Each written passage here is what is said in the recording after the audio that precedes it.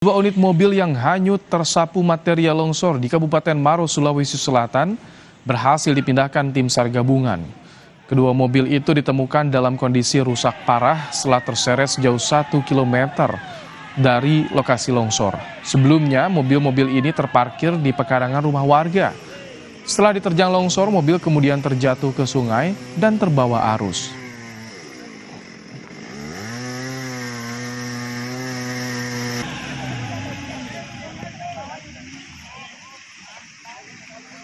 Itu mobil milik masyarakat setempat. Ada mobil pick up sama mobil box, itu milik korban. Dari fakta yang kami temukan di lapangan, itu 2 mobil. Memang sebelumnya simpang siur beritanya, yang kami dapat laporan dari masyarakat, ada yang mengatakan 4, ada yang mengatakan 3. Tapi setelah kami temukan fakta, di bawah timbunan material itu, maupun di sepanjang aliran sungai itu kita tidak menemukan selain yang 2 mobil itu.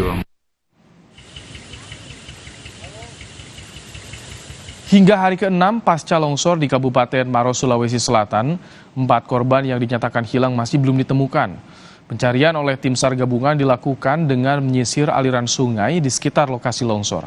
Bencana longsor yang menerjang desa Rompegading, Kecamatan Cenrana, Kabupaten Maros ini terjadi pada 27 Desember lalu. Selain menerjang 4 rumah warga, material longsor juga sempat menutup akses jalan Poros Maros Bone.